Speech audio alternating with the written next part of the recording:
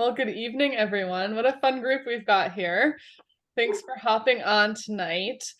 So many of you know Ania and Chritine from various gravel rides, if you've been on those. If you don't know their whole story, we're going to give them each a chance to share, but they do some pretty epic bike packing races and trips and adventures.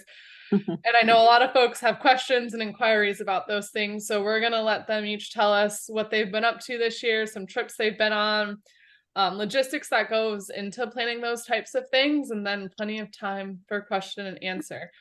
So if you guys each want to start just telling us a bit about who you are as people outside of riding bikes, it's okay. we can go from there.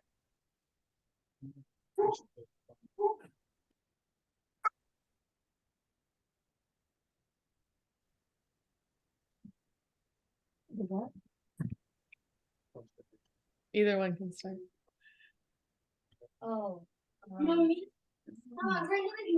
And I'm just going to mute everyone that's not speaking so we can hear, okay? Okay. Chritine, you want to start? I suppose. I don't know, what do you want to know? So just like what you do in your day-to-day life outside of riding bikes every day.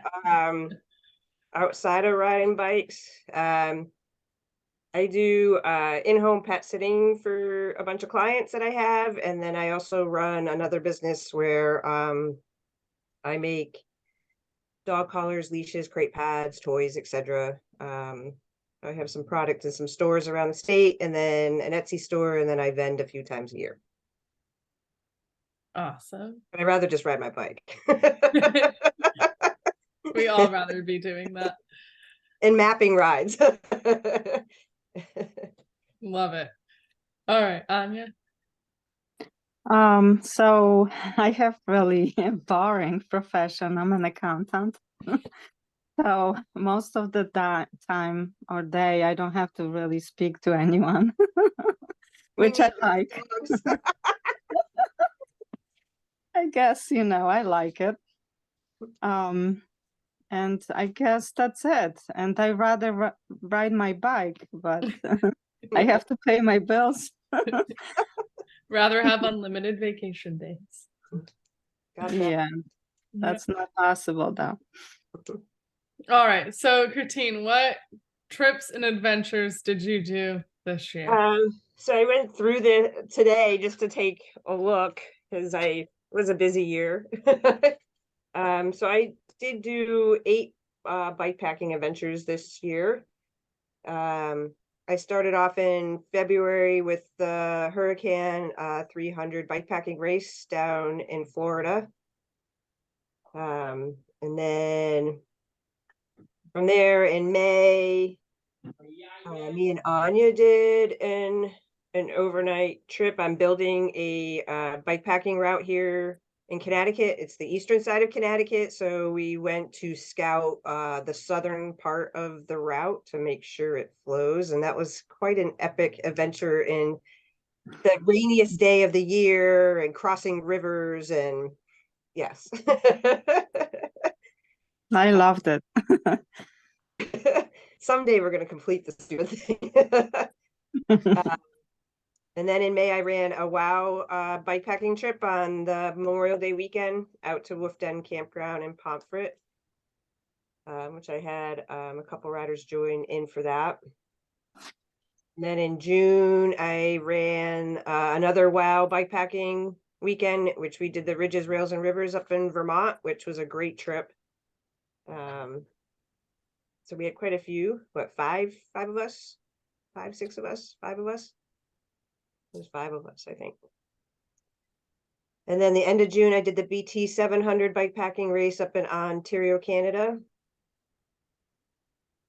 July, with Ania and Kathy Hill, we went down to Pennsylvania and did the Rothrock Rambler. What a great weekend that was. Epic gravel down there. Pristine, so quiet. That was awesome. And then in September, beginning of September, with Ania and Kathy Hill, we went out to recon that south lobe again of the bikepacking trip. And of course, we hit one of the hottest days of the friggin' year. It poured rain the first night. because we left after Anya got out of work on Friday, rode in the pouring rain to get to our first campsite, and then the next day was so hot. So I still have not done that whole ride yet. And then the end of September, I went and did part of the Vermont Super 8 backpacking race. That's it. That's Whole bunch it. of other weekend trips, but I wasn't bike packing, but we were staying in one location, but riding gravel every day. But those are the bike packing trips. Nice. Sounds like a lot. So let's talk about the hurricane first. Can you explain that a little more and what the process was like to get ready for that one? So the hurricane is 370 miles taking place in central Florida. I never really thought of Florida as having nice gravel, but there is amazing gravel in central Florida, along with just tons of miles of single track. It included 100 miles of single track in the route, but it's flowy, not rocky and rooty like it is here. So it's a lot of fun to ride. There was a river crossing that was chest deep. We're gonna put the bikes up over the head and get across the river. Pray there's no alligators. I was the only female that took on the swamp crossing. That was totally crazy. I had to carry my bike for like a mile across thigh deep water with, yes, there were alligators. I scared a couple going in. Just prayed I made it to the other side. Yeah, so I got lucky last year where all of January I was already down in Florida. We tend to go down every year. Just helps my mom's arthritis and autoimmune stuff to go down and be warm for the winter. So I was able to get a lot of miles in January, which led into the hurricane. The nice thing about down there that there was 100 miles of single track, which slowed you down. There was a lot of swampy stuff, a lot of sand, which was really hard to ride through, but it's basically flat. I think there was only like 7,000 feet of climb in the 370 miles. So that was that one. Yeah. The alligators, I can't even.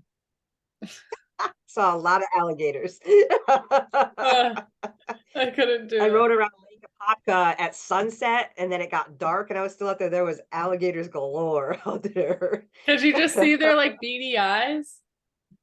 They're laying on the side of the trails and stuff. Yeah. No thanks. Bunny hopping alligators. They're more Oh scared of man. you. All right, we'll come back to you about Canada. Anya, what did you do this year for your bigger trips? Okay, so as Chritine mentioned, we did some weekend trips. So I didn't really do like big trips this year. One of them was not really big, but was at the beginning of the season in April, the Rockstar Challenge. It's a 250 miles, which I completed in 56 hours, but with sleeping or trying to sleep. Sometimes you set up at the camp and you try to sleep, but you really can't because it was I underpacked a little bit, and I was a little bit on the uncomfortable side when it comes to being warm, so it was very hard to fall asleep. And the second night, I set up my camp by a camper on like in a parking area in the forest, and 4:00 a.m. Truck comes, drives in, and people get out with flashlight asking me what I'm doing there. It's a public place, but and asking if I'm okay. Yes, I'm okay. There were hunters. They were getting ready to get out. So after a few minutes, they just left. But I just packed up and left too. So I didn't really have that much preparation for this one because it was beginning of the season, and So maybe I did 170-mile ride, and I wasn't really sure how I'm going to do. And the route is a one way, so you have to take a shuttle to the beginning of the route. So I had to drive all day in my car on Friday to get to the shuttle, then drive to the beginning of the route. We met, like everyone who attended met in a cafe, and we had, a beer and just talked and met each other.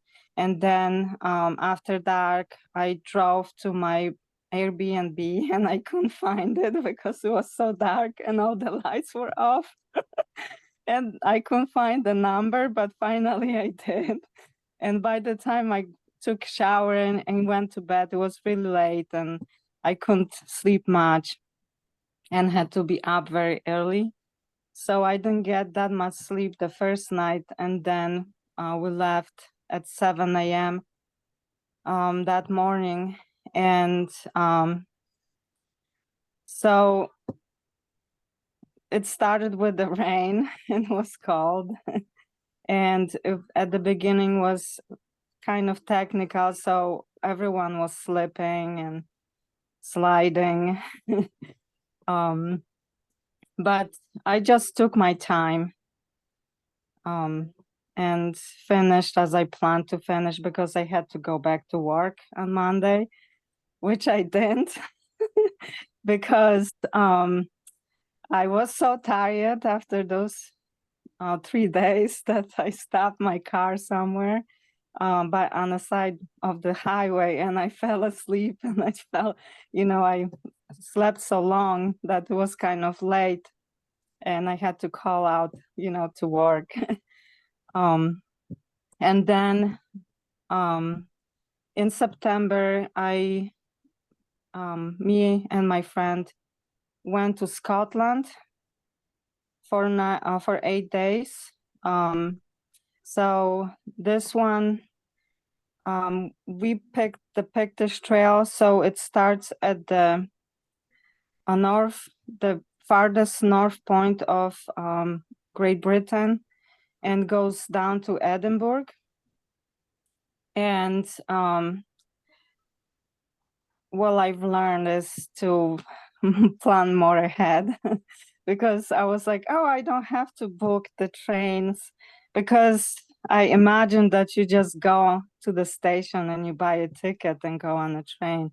But 2 weeks before, I thought, let's see how the tickets are doing, if there are any spaces on the trains. And I discovered that they fill up pretty quickly. So I started looking for the trains, and it took me a while to find all the connections.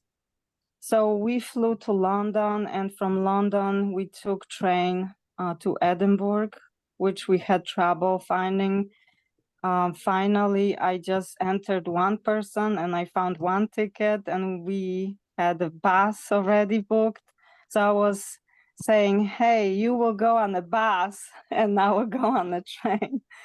But then I looked for another one person and I found another ticket, luckily, and then we canceled the bus. And then from Edinburgh, we had to take train to the northern part, and it was 3 changes of train. So we didn't get much sleep. We pretty much, since Thursday when we left for the airplane, we maybe slept till Sunday. We maybe slept 4 hours in that period. And we pitched a tent by a lighthouse over there. And we woke up and it was sunny and the air was very crisp and nice, and it was so beautiful. And we were very optimistic about it because we made it to the beginning of the route. So that was the toughest part. And we completed it as planned and got on a train from Edinburgh to London. And we were told that they can't take my bike because I didn't book excess baggage ticket. But I started begging the person, saying, "Hey, I have a flight. I can't really make it to the next train. Please, what can we do?" And they found spot in the first class for my bike, so I was sitting like away from my bike. But we made it back, and it was great experience. We didn't take shower for like 8 days, and then we came back to our storage unit in Edinburgh, and we just set up our sleeping pads in it and our sleeping bags, and we just spent night over there in the storage container at the end, and then we got an airplane the next day. So I like how the bike got to ride in first class. the bike was very comfortable, that's for sure. You're probably in the super upright seat, and the bike is like got 8 seats to itself. Yeah, it was sitting by a glamorous about family. bikepacking. Yeah, that's It's funny. always an adventure to get and leave from a ride. Yep, yep. All right, does anyone have any questions so far? You want us to keep cruising here? All right. Go back to Chritine. So tell us about Canada and then your brief stint in Vermont. Brief. Well, it wasn't that brief. Walking. Still covered a lot of miles. A lot of walking So miles. what's that? I said a lot of walking miles. Yeah. So in June, I decided to take part in the BT 700 bikepacking race up out of Ontario, Canada. Figured let's get out of the States and go try something new. So it's a 500-mile route. So it was an 8-hour drive to get up there. So I drove up 2 days ahead just so I had some downtime before the race start. So I drove up on Thursday. No, the race actually started on Sunday. So I drove up on Friday. And then Saturday, I took the time to just go scout the beginning of the ride and just check out the area. And then we had our get together that night. And then Sunday was the grand depart. And I was really glad that I had gone and scouted on Saturday because right out of town, we were on a narrow trail. And so like not all the riders were going to fit down this trail. Plus there's can be walkers and other bikers on it. So like I usually like to stay back in the pack and just kind of bring up the rear instead of being in the midst of everybody. And that way I could just kind of set my own pace. But I decided I was going to go out hot just so I could be out in the front group going through that trail. So that worked out really well. So I'm glad I had scouted that because I heard it was quite a traffic jam in the back. So yeah, I knew the first half of the race was pretty flat and utilized a lot of their rail trail systems. So I did 2 big days up front and covered over 250 miles the first 2 days. And then the climbing began in the back half, which was brutal because a lot of so gravel roads out there are just everywhere. Like gravel roads that's just the roads. But they had in the area that we were riding in, they had just freshly regraded a lot of the roads. And so now it's this squishy sand, which made moving anywhere harder.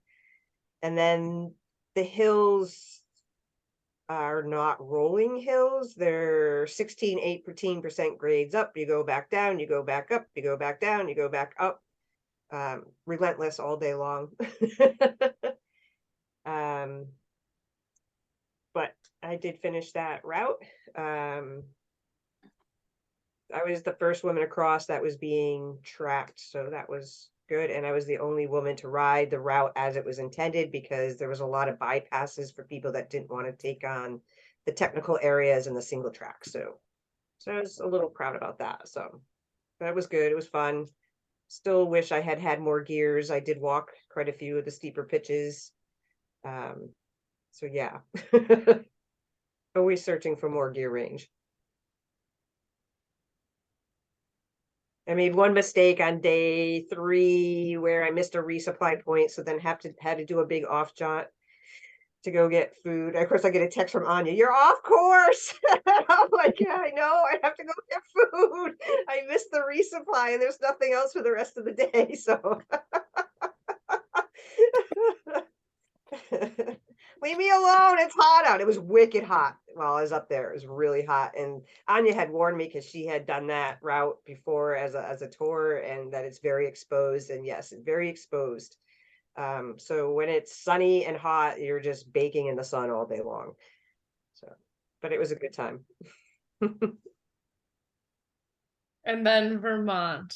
I think it's a good story how you can put a lot of energy into planning something and then you never know what happens. Yeah, I was really excited to go back for Vermont Super 8 this year. I had done the North Lobe last year, and so I had planned my entire year about going back. So that's, the previous 2 events were kind of getting ready for Super 8. Everything that I did this year was about getting ready for Super 8.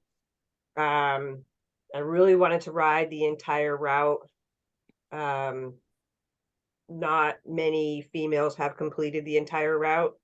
And I upped my, I kept my weight training going, my plyometric training going. But Vermont did have a very bad summer with extreme flooding. And when taking on the entire 8, most people start with the South Lobe, and I had ridden the North Lobe, so I started with the South Lobe, and the South Lobe is very tough as it is to begin with. And then and it had not been scouted at all this year to see how it was running, and the devastation out there was extensive, very extensive. First day went well. My feet got wet at mile 4 and they never dried after that. There was not too much hike a bike on the first day. Most of it was in the back half of the day, but mid-afternoon I went to ride through a puddle that looked like a puddle, but it was a mud pit, and my bike got stuck up to the bottom bracket, bent my derailleur. I literally had to try to unsuction my bike out of the mud. My bike just stood. I got off the bike and my bike was just standing there. And so I was dealing with the bent derailleur the rest of the day. I, kind of finagled with it. I was able to do some shifting, but I could not shift down into my smallest gear or get thrown into the spokes. The chain would get thrown into the spokes and stuck. But I did, my goal was to try to cover the first 100 miles. And I entered what's called the North Springfield Reservoir just at dark. And the devastation in there it was crazy. There were trees down everywhere. They had so much water in there that the ground was just this suction of mud. Horses had been through there, so the potholes, from the horse hooves. So I hiked through there in the dark at night and covered 105 miles, and then decided to pitch my tent in this little pine forest.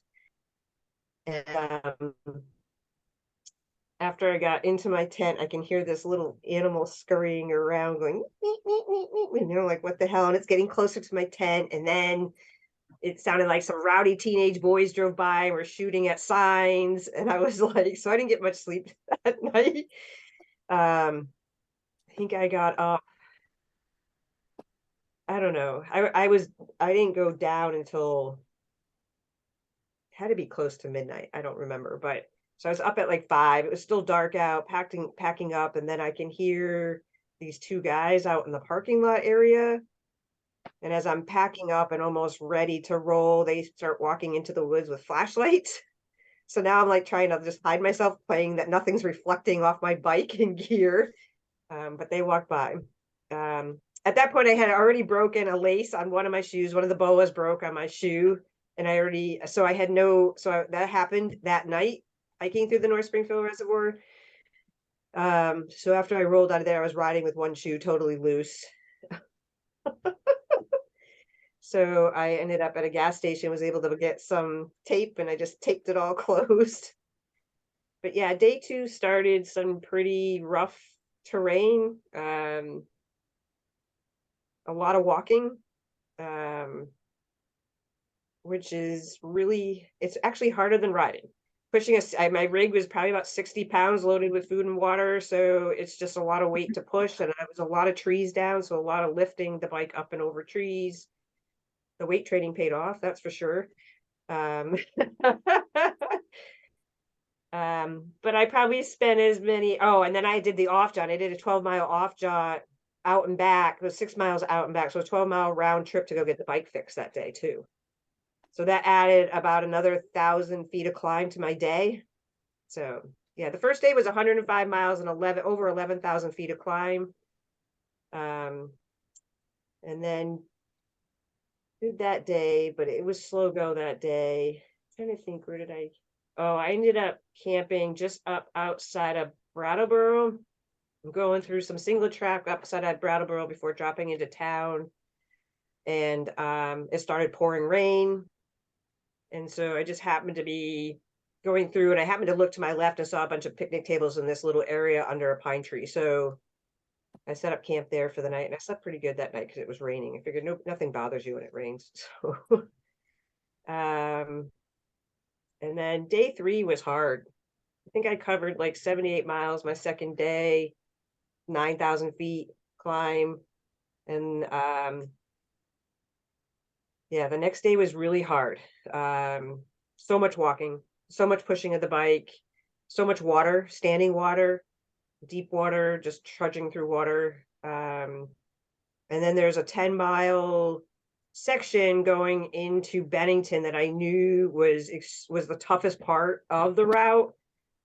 But last year they took out a section through Harriman Reservoir, and because it was being logged, and this year they put it back in, but yeah, it had been logged, but it hadn't been cleaned up. So it really started about 15 miles out of Bennington of the walking. It was like moss stuff left from the trees, so you couldn't ride through. It was too deep. Then you get to the 10-mile section, and where they had a lot of flooding and washouts, they laid down baby head rocks everywhere. You couldn't ride on it, and then it started to pour. So I probably walked for 3 hours, and then I hit the last big downhill to get into Bennington, and I said, I cannot walk 3 miles of downhill on this kind of terrain. So I just got on the back and bike and bombed it and prayed I didn't crash. I didn't, and I got a hotel room that night just to dry everything out because everything was soaked.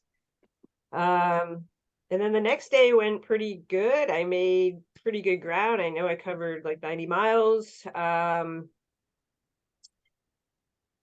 But my legs were frigging so sore and so dead from all the walking, that it was a tough day. Again, that's going into this year. That's one of the last modifications to my bike is changing out the whole drivetrain. So I've got some more low gears. I mean, when you're loaded with that much amount of weight, the bike is fine unloaded. But when I get into like the 3rd, the 4th day, when my legs are just killing me, I just don't have enough low end right now on the bike.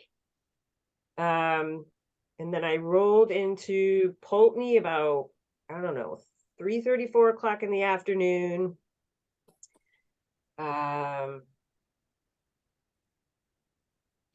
And the girl that finished the South Load that day, I think her name was Katrin. She found me in Pulteney. They own the bike shop in Pulteney, and they own a trail place too, trail side, I don't know, up there where they do actually mountain bike group rides and stuff like that out of there for people on vacation. And I was good mentally. I was physically tired. I stocked up on food. And I ran into her as I was coming out the store, and she proceeds to tell me what's ahead of me to get back into Montpelier.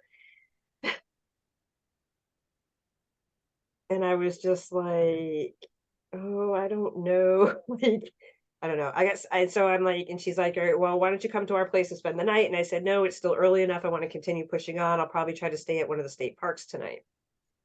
So I rolled into one of the state parks.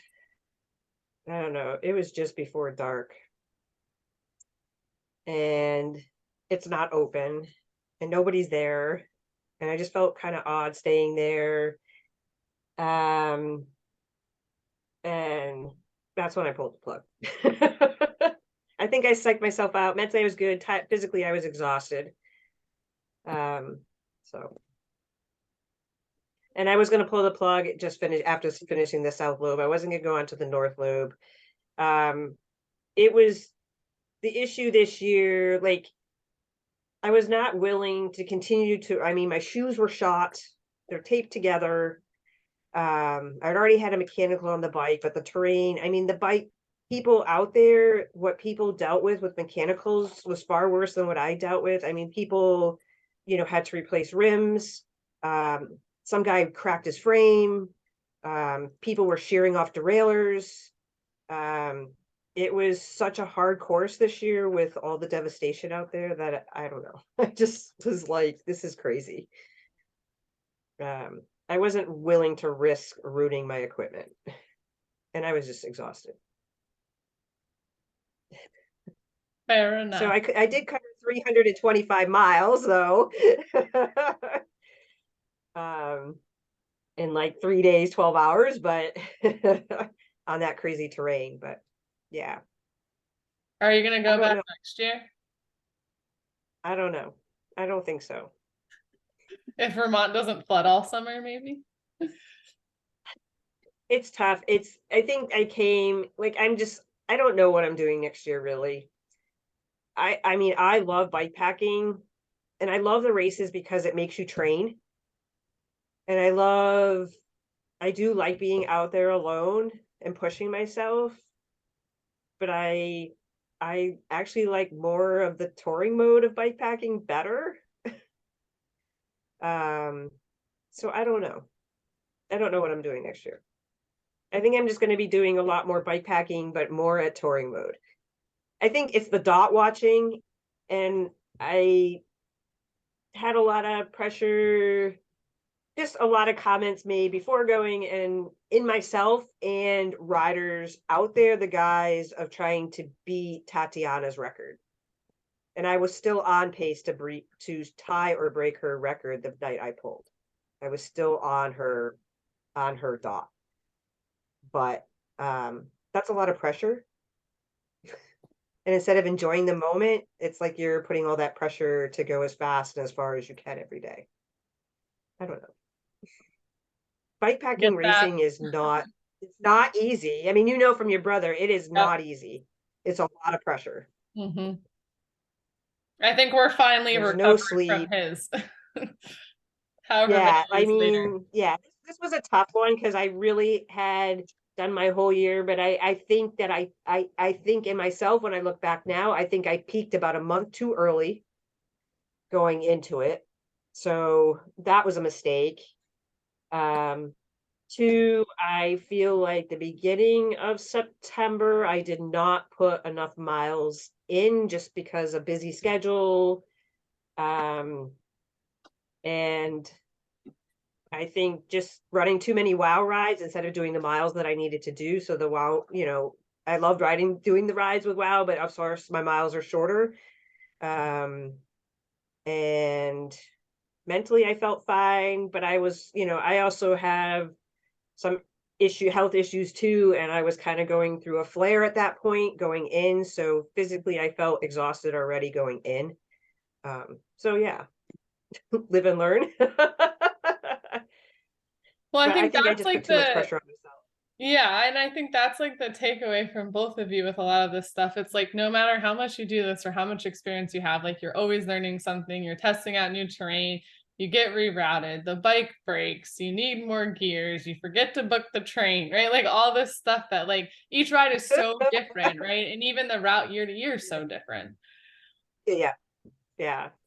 Yeah, I don't know. I would like to go back and ride the whole route. it's just, I think the pressure of the clock and the pressure of people watching and the pressure of FKTs are, they're real.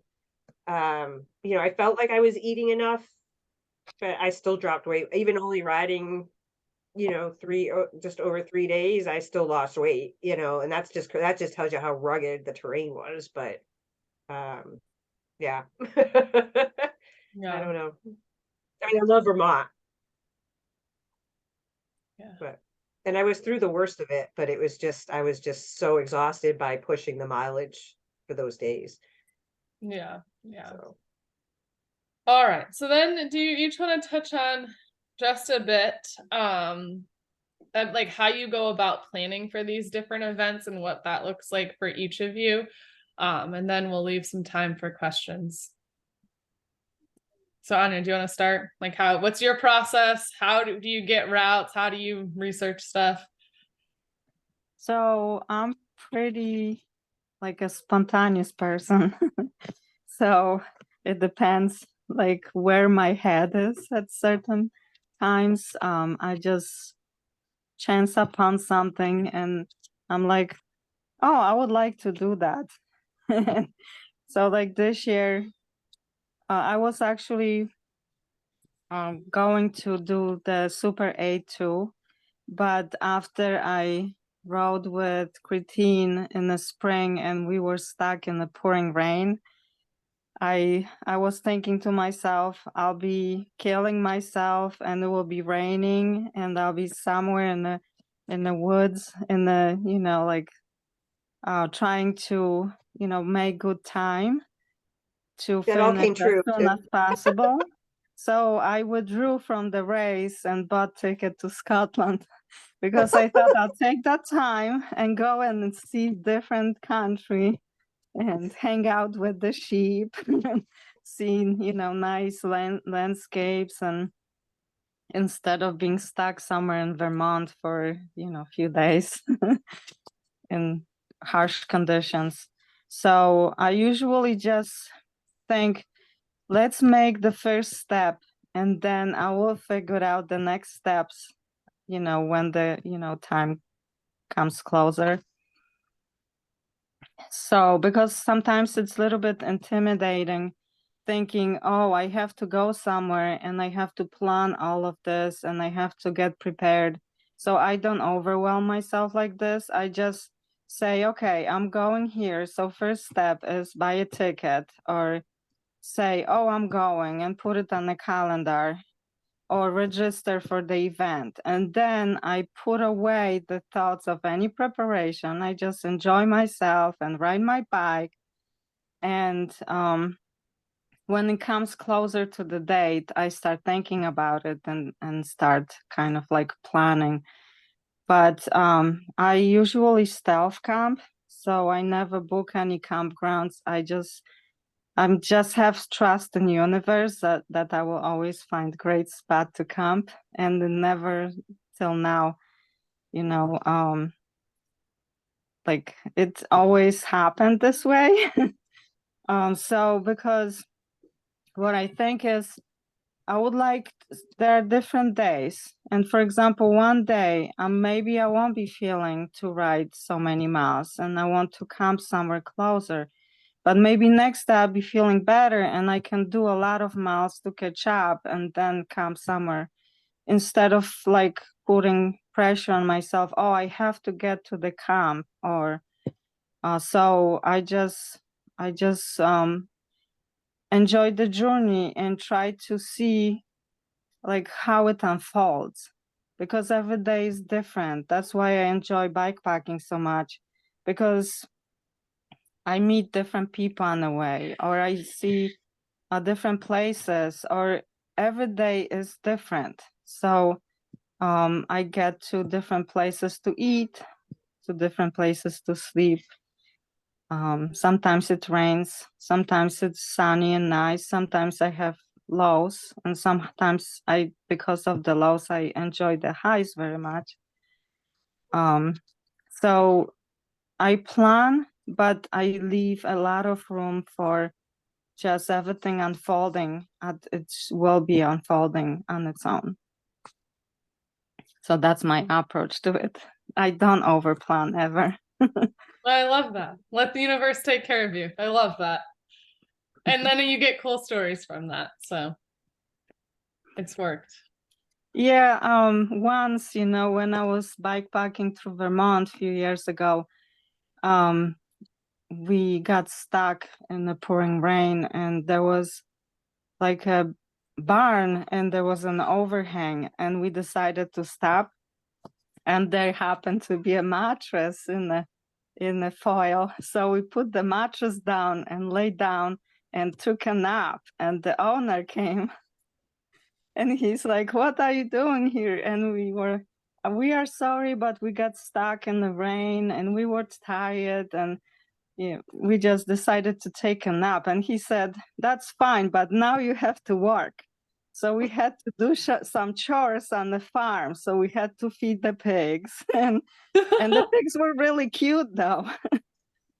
And then he gave us like his card. So he said, whenever we'll be passing through again, we can stay over at his house. I love So we that. kind of made a friend. So That's there's awesome. always something, funny happening sometimes. Yeah, that's great. All right, Chritine, what about you? How do you go about planning some of this stuff? Well, I'm probably more about the universe taking care of me than Anya, but I'm learning. She's teaching me. I did more of that on the Super 8, where I didn't plan kind of where I was trying to make every day. I mean, I kind of had an idea of what I wanted to cover, but I didn't make reservations anywhere.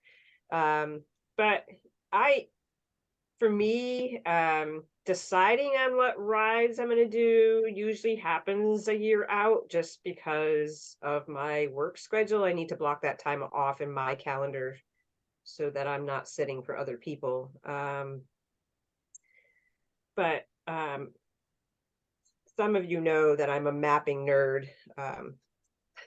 I like being on ride with GPS and mapping and finding routes. So that's just kind of my thing. So yeah, I'd put a little more planning into the ride routes and kind of knowing more about the logistics of where I'm going to get food and, you know, stuff like that, and where I could potentially camp if I needed a spot. Kind of looking where other people have camped at night by looking back at, track leaders from the year before, where people have stayed. So yeah, I do a little more planning. The hurricane in February, I had planned exactly where I was going to stay, but the first night fell through because of doing that swamp crossing. I chewed up more time getting through there, but I ran into people that were staying at a campground closer, so I just stayed with them.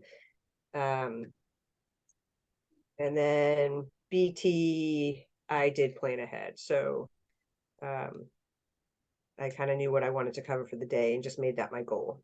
Vermont, I just kind of rolled with it, but I think that kind of bit me in the ass the last night before I pulled. So I'm Yeah. still not very comfortable with stealth camping by myself. In the pouring rain, I'm fine because I feel like the rain just kind of puts you to sleep, and I always feel like nobody's going to be out and about. There's no creatures out and about. But yeah, I'm still getting used to that stealth camping by myself. So it needs to be nice all day and then it can rain all night. Like if I had somebody sleeping next to me or in a tent next to me, I'd be out. But by yourself, it's like every little noise, you're so hyper aware. Like, what was that? What's that? So I try to sleep with like headphones in with music playing, so it kind of drowns out all that. But You're coming. I don't want to hear it.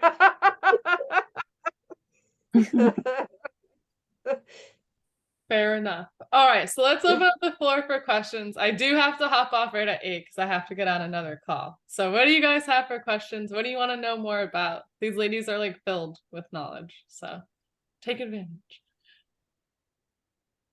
Hi, ladies. It's Kim. I Hi, am Kim. wondering. Hello. See if I can get up on video for you. I'm wondering if either of you have thought about doing the Great Divide. Yes. Yes, we're planning 2025. 2025. What are you waiting for? There's a lot of prep that goes into do the divide. It's Fine, 2,700 nice. miles. You need the time off from work too to go do it. So Yes, I have to but yes, ask for unpaid leave, and I got the job. I got switch jobs in February, so I have to wait out a little bit. Anya might have to quit her job to go do it. Yes, that is in the works. Okay. So this Keep me in next mind. like year and a half is really getting ready for that. It's a huge endeavor. So to go do the divide, you know, it's a lot of days and it's a lot of miles to cover. So you really need to make sure you're ready. What do you But, do for training outside of biking? weight training, and I do a lot of plyometric work. But So going to Super 8, I should have been on a football field with a weight sled and pushing that around. That would have got me ready for Super 8 this year. Because that's what killed me the most was my friggin' calves from pushing my bike.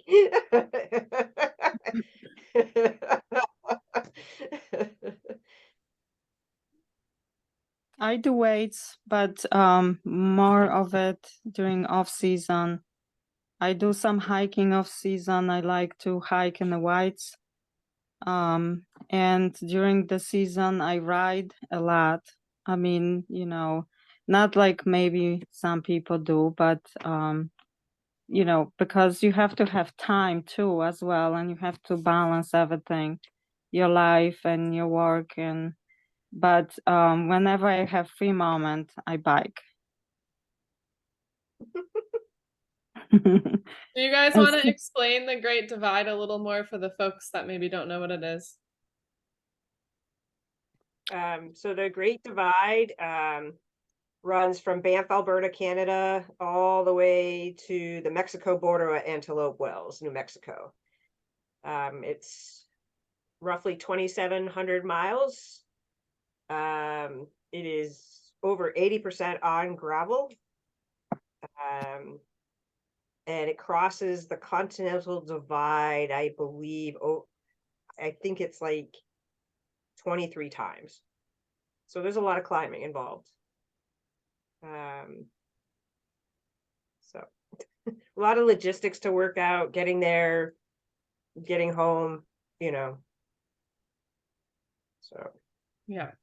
All I right. saw, Someone. I saw in the chat that someone had questioned how to Yeah. get started, what equipment you need, a bike. So when I started, I just had the bike that I had, and I had just backpack and whatever, like like I forgot what it's called, but very simple. And you just go out and do it, and you just learn what works and what doesn't. It teaches you, like in life, if you screw up and you suffer because of it, you will learn and you will do differently the next time. And so there's no perfect bike. It depends what terrain you ride. If you want to ride on the road, will be of course different bike than if you ride a mixed terrain. But I lean more towards like bigger tires, wider tires, because you have more. It's more stable, and but you can do it on mountain bike. Anything that it's not going to fall apart, like a Walmart bike, but pretty much any bike is okay to do it. I have a friend that she travels now. She from like does a lot of miles, and she just has very cheap bike and she does it. So it doesn't have to be like high-end bike or anything like that. just start and see if you like it. And that's it. I mean, if you want more details, like you can contact me or Chritine, like what kind of bags we use or what bikes we have. We can give you all the details and why we like those bikes. For example, Chritine has a different bike than me, but they're pretty similar. But I used to bikepack on a fat bike too. And it was too much bike, but that was the only bike that I had that at that time, and I just dealt with it. You don't go, it's not bikepacking, it's not really like a race. If you go bikepacking by yourself, you take time and enjoy. Yeah, and to interject with that quickly too, Katie, I always, and for everyone actually, there's a lot of people in this group and there's a lot of supportive people in this group. And if you're ever curious about trying something, but you maybe don't have this bag or that bag or this thing, just ask. A lot of people in here have double, triple, quadruple stuff and they're willing to help you out. So worst thing that happens is saying, no, we don't have anything. But I think almost always, especially on our wild bike packing trips, we can get you sorted out with something to at least give you the opportunity to try. So Yeah, I definitely have extra equipment, so. Yeah, I do too. And what I used Like, lately was just the dry bags, like from Amazon. They cost like $30 or something like that, very cheap. And just use those. You just and straps, and you strap them to your bike, and you don't need anything fancy. Everything just needs to stay dry, pretty much. That's the most important concern. I mean, like Anya said, anybody can start out with any bike. There's a way to always get some gear onto the bike. You know, Kathy Hill joined us this year and tried it out.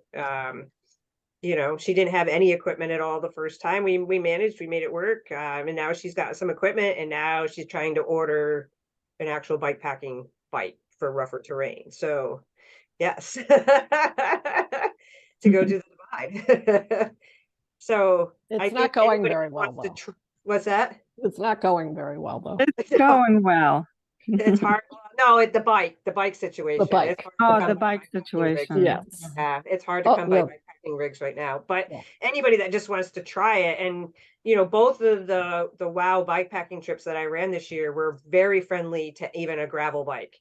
They were not. There was no rough terrain, no crazy terrain this year.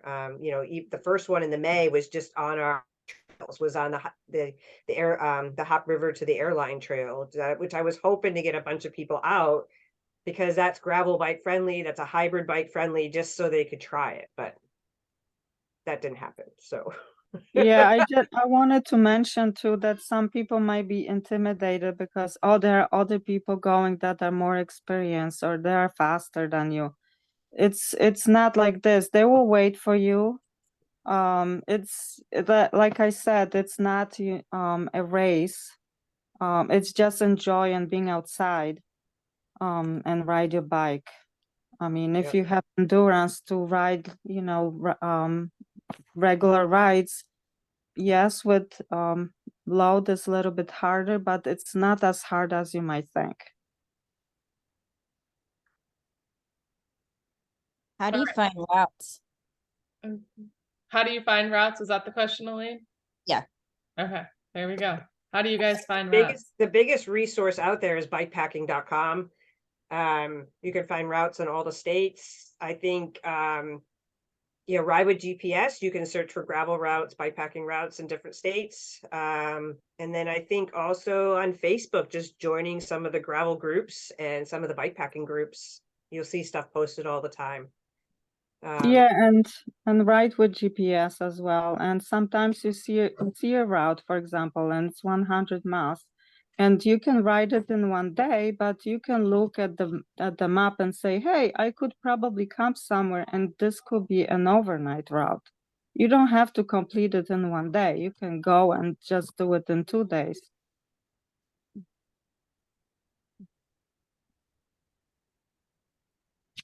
Awesome.